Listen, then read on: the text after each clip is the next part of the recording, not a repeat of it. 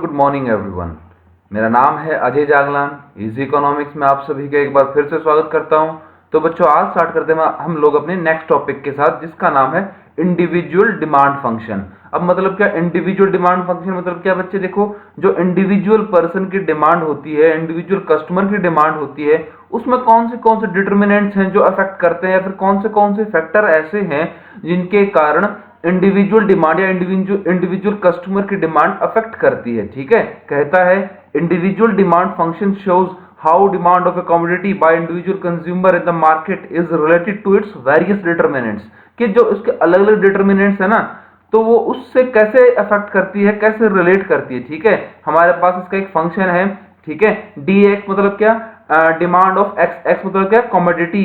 आगे equal to function of price of X, उस X का price, price of R, P R, price of related goods. आगे Y income, T taste, F preference हमारा जो उसका। ठीक है, या एक्सपेक्टेशन भी बोल सकते हैं इसको हम लोग। ठीक है भाई, अब उन डिटरमिनेंट्स की बात कर लेते हैं कि भी कौन से ऐसे डिटरमिनेंट्स हैं जिनके कारण इंडिविजुअल पर्सन की डिमांड अफेक्ट हो सकती है। सबसे पहला है बच्चे price of the given commodity.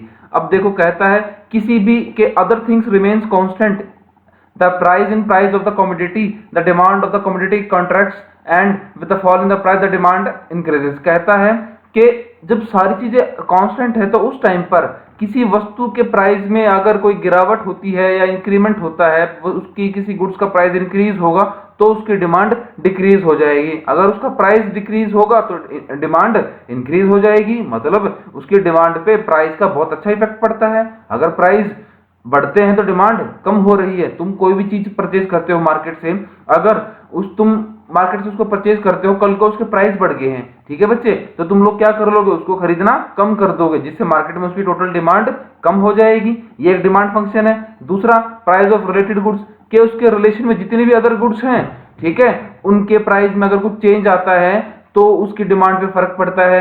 ठीक है भाई, अब वो दो गुड्स कौन सी हो सकती हैं जो उसके रिलेशन रिलेटेड गुड्स बच्चे? एक तो सब्स्टिट्यूट गुड्स होती हैं और एक कॉम्प्लीमेंट्री गुड्स होती हैं।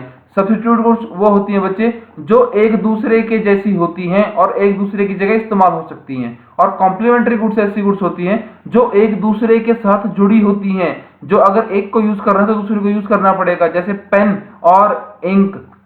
ठीक है, जैसे कार और पेट्रोल दोनों एक दूसरे के साथ जुड़ी हुई हैं। ठीक है, थर्ड पॉइंट में कहता है income of the individual consumer. किसी भी अकेले इंडिविजुअल कंज्यूमर की इनकम, उसकी इनकम भी मैटर करती है भाई, कि उसकी इनकम बढ़ रही है, कम हो रही है, ज्यादा हो रही है। अगर वो बढ़ेगी तो डिमांड बढ़ जाएगी, अगर वो कम होगी तो डिमांड भी कम हो जाएगी। ठीक है, आगे टेस्ट एंड प्रेफरेंस, कि उस पर्सन का, उस इंडिविजुअल कंज्यूमर का टेस्ट, भाई कल को वो किसी और गुड्स की बजाय, वो मैगी की बजाय वो नूडल्स पे आ गया, ठीक है, वो हुंडई की कार की बजाय वो दूसरी कार पे आ गया, टेस्ट, उसका टेस्ट और प्रेफरेंस चेंज हो गया तो डिमांड पे असर पड़ता है। अगर टेस्ट में बदल के वो किसी और पे चला जाता है तो अगले की डिमांड बढ़ जाएगी और जिसको पहले यूज करता था उसकी डिमांड कम हो जाएगी। आगे है एक्सपेक्टेशंस, कि भविष्य के आधार पे उसकी उम्मीदें कैसी रहती है। कल को उसको पता है कि कल को चीजें महंगी हो जाएंगी। जैसे आप सभी को पता है, जिस दिन हमारे माननीय प्रधानमंत्री जी ने लॉकडाउन की घोषणा की थी, लोगों के दिमाग में एक हवा बन गया कि नहीं, सामान अभी खरीद लो, सामान अभी से खरीद लो, कल को चीजें महंगी हो जाएंगी। ये एक्सपेक्टेशन है बच्चे के, भविष्य में ऐसे नहीं मिलेंगी तो अभी खरीद के रख लो। ठीक है, ठीक है, इसी टॉपिक से रिलेटेड आपके पास एक चीजें आती है बच्चे कि नॉर्मल गुड्स और इंफीरियर गुड्स। ठीक है, जो आप लोगों ने प्राइस ऑफ रिलेटेड गुड्स पढ़ा है ना, तो वहां पे नॉर्मल गुड्स और इंफीरियर गुड्स की बातें आती है। देखो, नॉर्मल गुड्स ऐसी गुड्स होती हैं बच्चे जो नॉर्मली यूज होती हो, ठीक है, डेली इस्तेमाल में होती हो, और या फिर उनकी क्वालिटी वाइज भी बात कर सकते हैं हम लोग। और इंफीरियर गुड्स उसके जस्ट अपोजिट, जो लो क्वालिटी गुड्स हो, जो लो क्वालिटी गुड्स हो। अगर नॉर्मल गुड्स की बात करते हैं, अगर इनकम में इंक्रीमेंट होता है तो उसकी डिमांड इंक्रीज हो जाएगी। ठीक है, अगर इनकम में डिक्रीमेंट होगा, इनकम डिक्रीज होगी तो उसकी डिमांड भी डिक्रीज हो जाएगी। नॉर्मल गुड्स की बात कर रहा हूं मैं। और अगर बात करता हूं इंफीरियर गुड्स की, अगर इनकम में इंक्रीज होती है, इनकम इंक्रीज करती है किसी कंज्यूमर की, तो घटिया क्वालिटी की गुड्स की डिमांड डिक्रीज हो जाएगी। क्यों? क्योंकि जो कंज्यूमर है वो अपनी इनकम बढ़ने के कारण इंफीरियर गुड्स छोड़ के वो अच्छी गुड्स पे शिफ्ट हो जाएगा। ठीक है, इसलिए उसकी डिमांड डिक्रीज हो जाएगी। सेकंड पॉइंट में कहता है decrease in income, increase in demand. अगर इनकम डिक्रीज होगी तो उसकी डिमांड इंक्रीज कर जाएगी, क्योंकि पैसा कम होने के कारण वो फिर से इंफीरियर गुड्स को यूज करना स्टार्ट कर लेगा। ठीक है बच्चे, ये बेसिक सा डिफरेंस था हमारा नॉर्मल गुड्स का और इंफीरियर गुड्स का, ये घटिया क्वालिटी और अच्छी क्वालिटी की बात है यहाँ पे, ठीक है। आगे बात करता है वो मार्केट डिमांड फंक्शन के बारे में।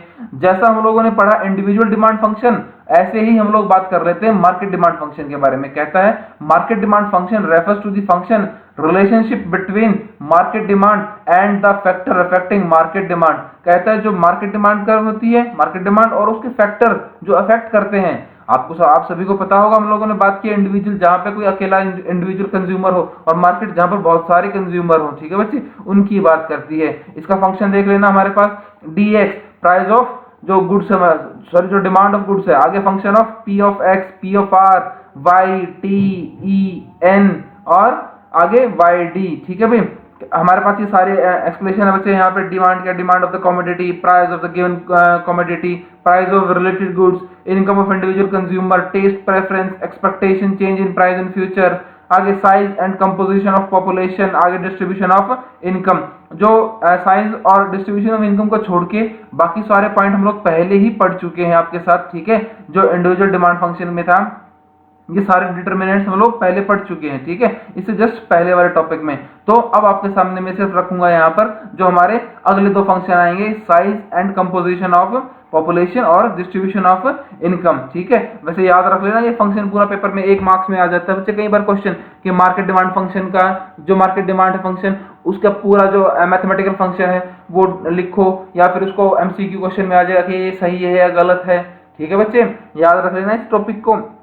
और दूसरी बात, यहाँ पर वो किसी गुड्स के बारे में ही बात करता है, ठीक है, जो डिमांड की बात की जा रही है यहाँ पे, ठीक है, तो किसी पर्टिकुलर गुड्स के बारे में बात करता है, उसी के डिमांड की बात की जाती है, उसी के प्राइस, उसी के रिलेटेड गुड्स, कॉम्प्लीमेंट्री गुड्स, जितनी चीजें होती हैं उनके बारे में बात करता है, ठीक है। ये चीजें बेसिक सी हैं, यहाँ पर इन चीजों को याद रख लेना। और इस टॉपिक में हमें सिर्फ यहाँ पे करना है भी size and composition of population और डिस्ट्रीब्यूशन ऑफ इनकम, ठीक है। कहता है साइज, पॉपुलेशन और नंबर ऑफ बायर्स। अब एक बात देख लेना बच्चे, किसी गुड्स को खरीदने वाले जब बहुत ज्यादा होंगे तो उसके डिमांड पे असर पड़ता है, और उसको खरीदने वाले बहुत थोड़े होंगे तो उसके डिमांड पे असर पड़ता है, ठीक है। अगर कोई ऐसी गुड्स है बच्चे जो डेली इस्तेमाल होती हो, ठीक है, उसको खरीदने वाले एक कार को खरीदने वाले 10 आदमी और एक को खरीदने वाले 10 लाख आदमी, तो बेसी बात है जो साइज एंड पॉपुलेशन होता है उससे डिमांड पर असर पड़ता है, ठीक है भाई। ये बात क्लियर है हमारे पास। जितने ज्यादा नंबर ऑफ बायर्स होंगे उतनी ज्यादा डिमांड होगी, और जितने कम नंबर ऑफ बायर्स होंगे उतनी कम डिमांड होगी, ठीक है। ये नॉर्मल गुड्स और इंफीरियर गुड्स दोनों के केस में काम करता है बच्चे। आगे है डिस्ट्रीब्यूशन ऑफ इनकम, कि जो इनकम का बंटवारा है वो लोगों के बीच में कैसे है। जैसे यहाँ पर अमीर अमीर होता जा रहा है, गरीब गरीब होता जा रहा है, ठीक है। तो कहता है market demand is also influenced by the distribution of income in the society.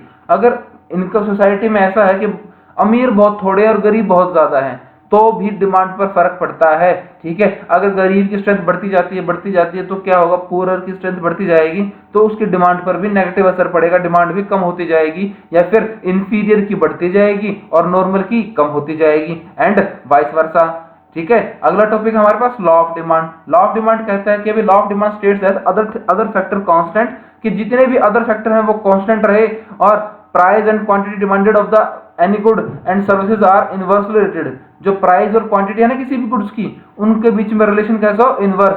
अगर प्राइस इंक्रीज करते हैं तो डिमांड इंक्रीज कर जाए, और प्राइस डिक्रीज करते हैं तो डिमांड डिक्रीज कर जाए, ठीक है।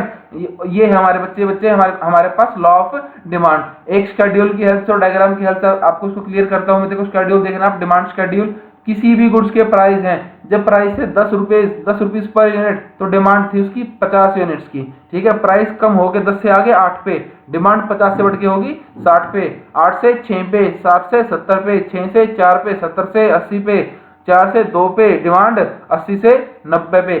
जैसे जैसे प्राइस कम होते जा रहे हैं वैसे वैसे डिमांड बढ़ती जा रही है।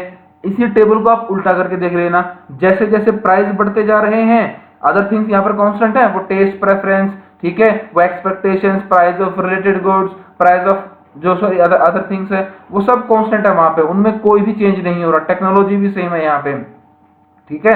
प्राइस कम हो रहे हैं तो डिमांड बढ़ रही है, और प्राइस इंक्रीज कर रहे हैं तो डिमांड क्या हो रहा है, घट रही है, ठीक है। आप इसका एक सिंपल सा डायग्राम देख लेना, ठीक है। हमारे पास एक्स एक्सिस पे हमारे पास क्वांटिटी डिमांडेड है और वाई एक्सिस पे गुड्स के प्राइस। अब जैसे जैसे प्राइस इंक्रीज कर रहे हैं 2 से 4 से 6 8 10, तो डिमांड घटती जा रही है, जिससे स्लोप क्या हो रही है, हमारी स्लोप आ रही है downward sloping, left to right shift कर रही है वो। ठीक है बच्चे, ये हमारा यहाँ का एक बेसिक सा डिमांड कर्व होगा, किसका, लॉ ऑफ डिमांड का। ठीक है, अब कहता है ये लॉ ऑफ डिमांड लागू कब होगा भाई। ठीक है, कहता है ये कुछ गिवन कंडीशंस में ही लागू होगा, उसके लिए हमारे पास है उसकी कुछ अजम्पशंस कि ये अजम्पशन पूरी होनी चाहिए, तभी लॉ ऑफ डिमांड लागू हो पाएगा। पहले कहता है नो चेंज इन इनकम, कि इनकम में कोई भी चेंज नहीं होगा। दूसरे पॉइंट में कहता है no change in size and composition of population, कि जो पॉपुलेशन का साइज है उसमें भी कोई चेंज नहीं होगा। तीसरे पॉइंट में कहता है no change in price of related goods, ये वो अदर फैक्टर्स हैं बच्चे जो सारे कांस्टेंट रहेंगे और इनमें कोई भी चेंज नहीं होना चाहिए, तभी लॉ ऑफ डिमांड लागू हो पाएगा यहाँ पर। ठीक है, कहता है no change in consumer taste preference etcetera, कि जो कंज्यूमर का टेस्ट है, प्रेफरेंस है, उसमें कोई भी चेंज नहीं होना चाहिए, तभी लॉ ऑफ डिमांड लागू हो पाएगा। No change in expectation of price in future, कि भविष्य में भी प्राइस सेम रहना चाहिए, भविष्य में प्राइस में कोई चेंज नहीं होना चाहिए, ना तो प्राइस गिरने चाहिए ना बढ़ने चाहिए, तो लॉ ऑफ डिमांड लागू होगा। ठीक है, आगे no change in the climatic condition, climatic condition में भी, वेदर में भी, कंडीशन में कोई चेंज नहीं होना चाहिए। जैसे बात करते हैं कोई सीजनल गुड्स हो, भाई आज वो बारिश के मौसम में नहीं होती हो, वो बारिश के मौसम से पहले उसकी डिमांड बढ़ जाएगी, बारिश के मौसम आते ही वो डिमांड कम हो जाएगी। ये बेसिक अजम्पशन से लॉ ऑफ डिमांड के, ये जब लागू होंगी तभी, ये जब पूरी होंगी, फुलफिल होंगी, तभी लॉ ऑफ डिमांड लागू हो पाएगा बच्चे। ठीक है, तो आज के टॉपिक में सिर्फ इतना ही। आशा करता हूँ आपको पूरा टॉपिक आज का क्लियर हुआ होगा। एक बार इसको पूरा रिवाइज भी कर लेना और हमारे चैनल को सब्सक्राइब करना बिल्कुल ना भूलें। ठीक है बच्चे, thanks a lot and thanks for listening, have a great day.